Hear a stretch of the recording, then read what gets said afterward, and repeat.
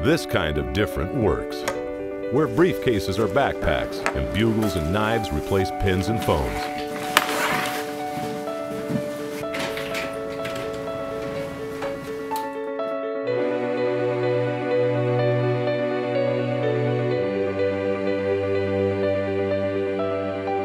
This is a place where dogs become more than a family companion.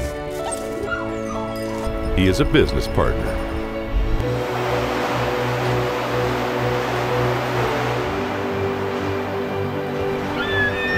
We all choose our path in this world. This is Scott and Angie's. Welcome to different. Welcome to simple. Welcome to the life at Table Mountain.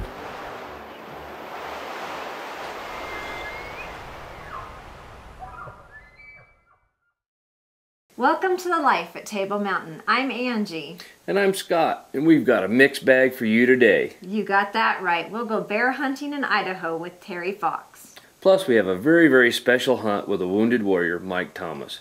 Mike did several tours and came back a different man. But he still loves to hunt, and we're honored to have him. But first, last week, Joe Bob Atkins took a nice bull with his Matthews bow. But we didn't have time to show you some amazing encounters that resulted in no shot. And we all know how many times that can happen on a good bow hunt. Right, so let's take a closer look at Joe Bob Atkins living the life at Table Mountain.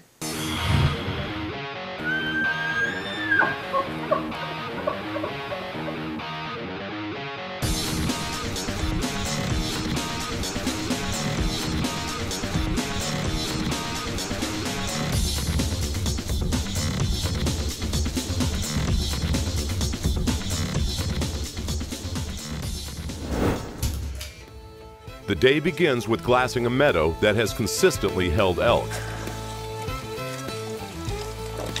Yeah, those three cows are going with the smaller bull. Oh, they're skating back towards the other one, huh? But they know where the elk are headed and rush to get set up.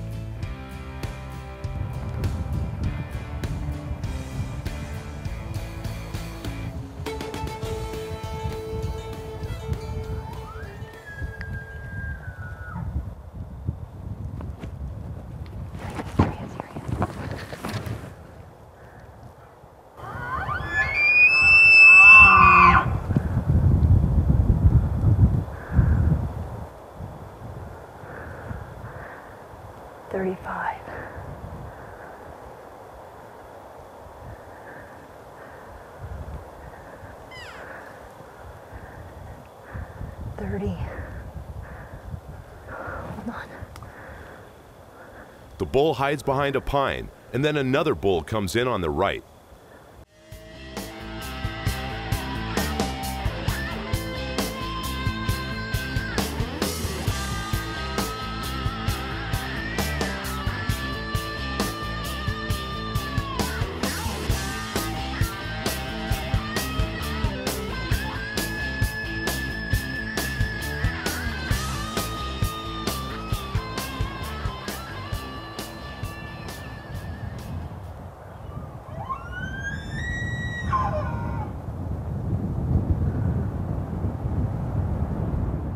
Five minutes go by, and the bull never moves.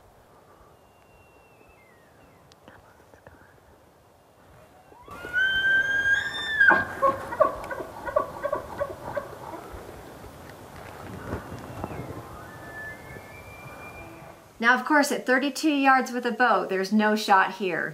But this bull stands there for an amazing 6 minutes and 32 seconds.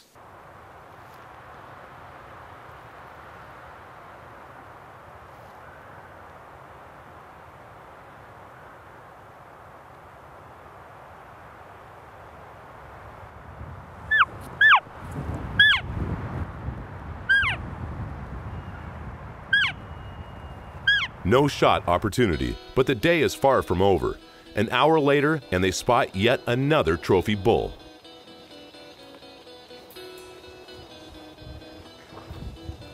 They move to get into better position.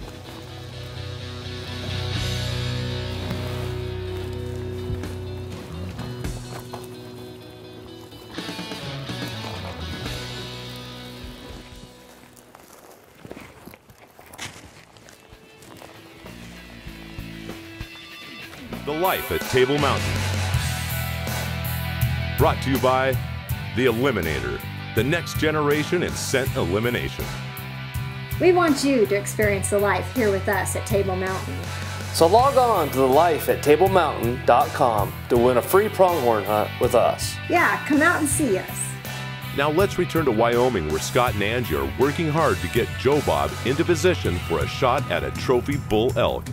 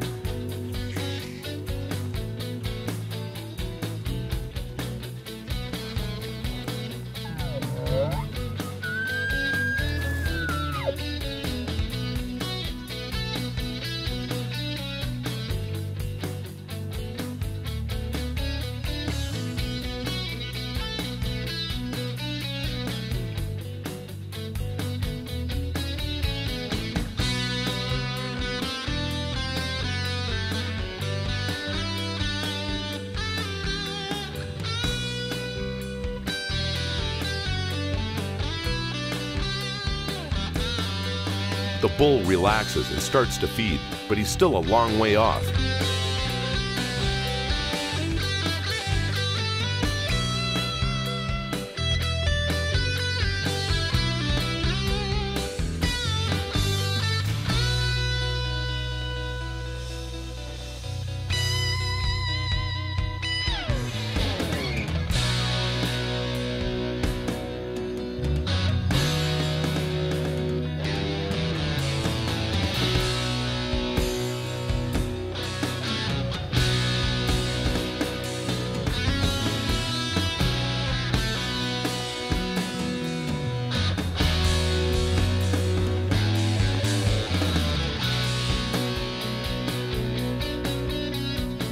"12 minutes later, and the bull still isn't any closer.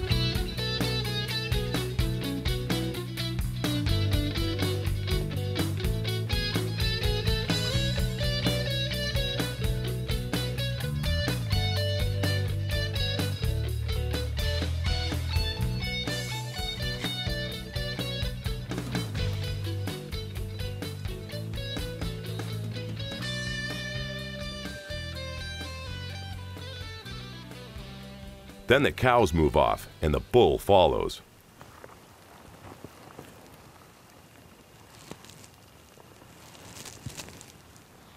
This bull was definitely a shooter, He was interested and didn't want to leave. but at the same time, he just wasn't willing to come 30 yards closer. Scott and I and our friends at the Northeast Michigan chapter of SCI teamed up to host a wounded warrior this year, and Mike Thomas was our lucky recipient. Yeah, I started out in '99. I was in the 82nd, and we deployed to Kosovo for a couple months. And then I was in Alaska, and we deployed to Afghanistan for 10 months in 2003 to 04. And then, still in Alaska, I deployed to Iraq in 2006, and I was there during the surge and a big extension for 15 months. And then we moved to several places and ended up in Colorado, where I deployed to Afghanistan with the 4th ID, where I was injured in Afghanistan after my first month. Angie and Mike begin the day hunting a cut line between the timber in a field where they had spotted a good white-tailed buck feeding in.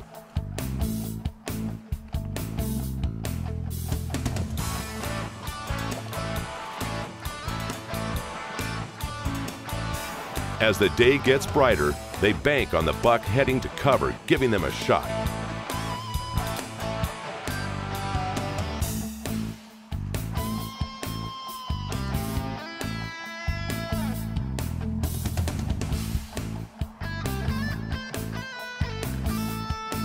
but the buck gives them the slip.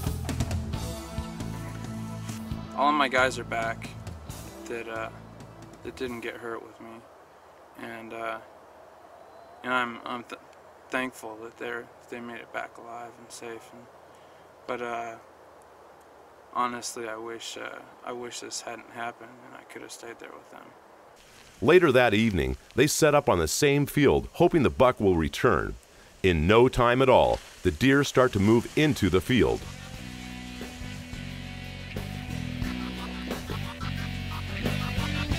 There he is. He just needs to take a couple more steps. The Life at Table Mountain will be right back. Now let's get back to the hunt with wounded warrior Mike Thomas. I was in an IED in Afghanistan, and I lost my left leg above the knee, and I had a fracture in my right ankle, so that doesn't help any. And the prosthetic that I've got is pretty excellent, but I'm hoping for better here pretty soon. So that'll make life a little bit easier. Mike and Angie were all set up for a shot at a whitetail, and then the unexpected happens.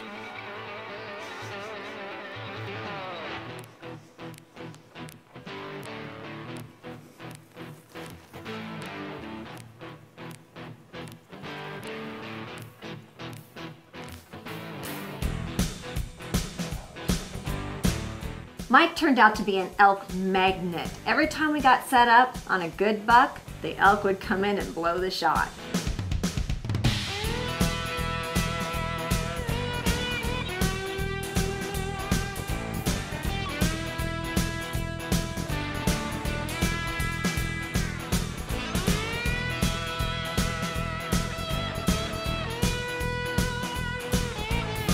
The bull elk scatters the deer from the field.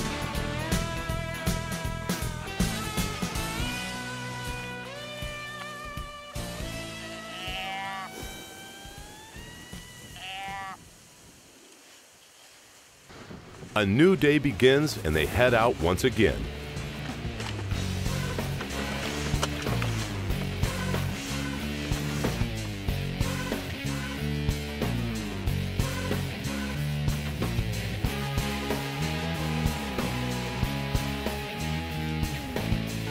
After a short walk, Angie spots a mule deer buck.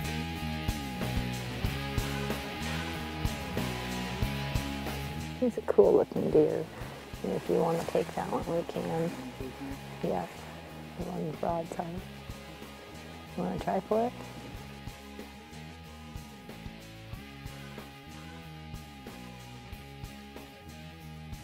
Nice shot. Dropped it. Good. Yep. Way to go, kid. It's not the gun. It happened. Well, you got a little bit of everything on this one, Yeah. didn't you? Yeah, I sure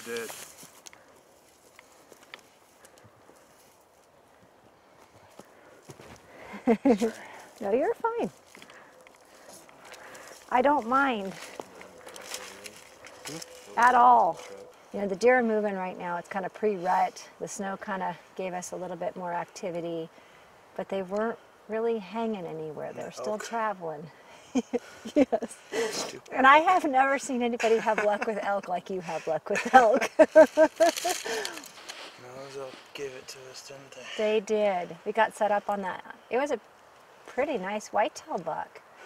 We were just about ready to squeeze the trigger, thinking he's going to take another step or two, and what shows up behind him but two full elk in the middle of the field. So that game was over. Yeah. Yeah, they gave it to us good, didn't they? They sure did. And then today we got set up on a really nice 4x4 mule deer. And it just, there was elk up on the hill and everybody got excited and didn't get a shot at him either. So we're down to the last day and you wanted to take something home to say you've been to Wyoming. Take what I can get. Exactly. He's a nice deer. He's a nice deer. Well, I appreciate all your hard work here and what you've done for us before. Congratulations. Thank you. Thank you. The meals and camaraderie at the Flying V were excellent, and we'd love to send out a special thanks to them. We'd like to thank Mike again for his service to our military, and he's got some folks he'd like to thank also. I'd like to thank Flying V, Larry and Twyla for this great hospitality. I'd also like to thank Northern Michigan SCI, Nikon, Cabela's for all the great gear. I'd also like to thank Havilon, Stan Taylor Wildlife Creations, and to thank everyone for getting me into this this great trip and all the gear and everything to help make this possible. Now it's time for the field tip of the week from Timney Triggers. Many people think that a laser rangefinder is only necessary when you're ranging an animal you're about to shoot. But in fact, Scott and I use them quite a bit.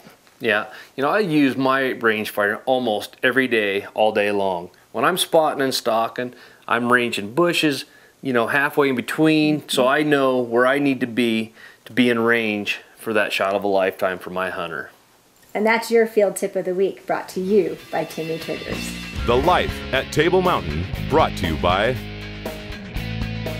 Bansner's Ultimate Rifles, Why Compromise? And Tenzing, equipping hunters to go further. Now let's get back to Terry Fox as he hunts black bears in Idaho. You'll never get bored on one of our bear hunts. We'll hunt with our dogs in the morning and sit baits in the afternoon.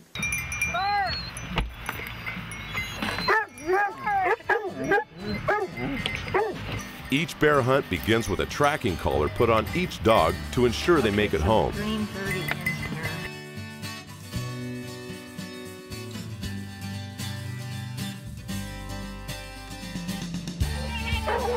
The dogs hit a fresh track and the race is on.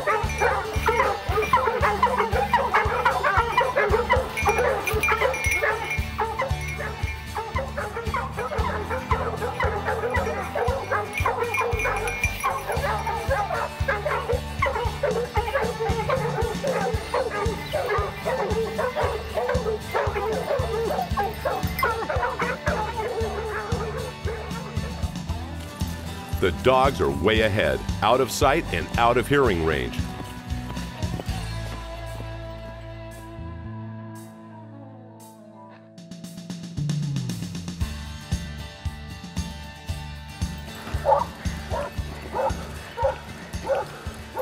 There's a these two somewhere.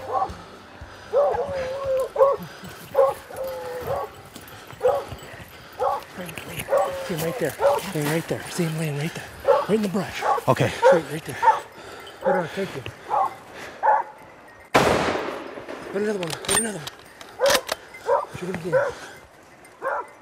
Dog clear? You're good. Hold that gun. Hold the gun. Good girl.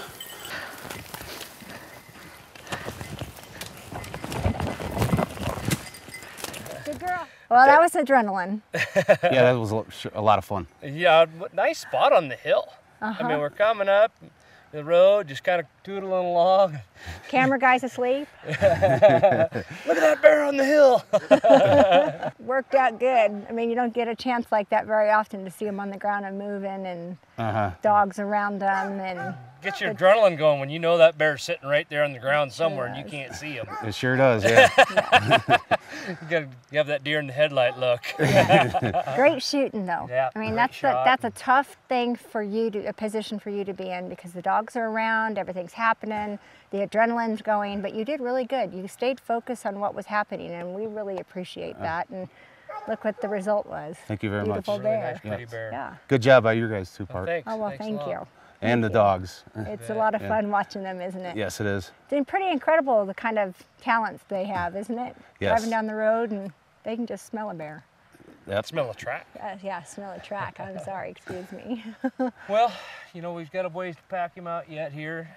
Let's get him notched that tag and skinned out and get him out of here. Absolutely. Okay. Congratulations. Thank you. Congratulations. Get some photos too. Yep. Okay. Wow, that doesn't happen too often. Yeah, dogs on the ground with a bear and a hunter trying to get a clear shot makes for a pretty stressful situation. And we try and keep the life at Table Mountain as stress-free as possible. So join us next week for a stress-free episode and look us up on Facebook. For more information on booking your hunt at Table Mountain, log on to thelifeattablemountain.com or call 307-632-6352.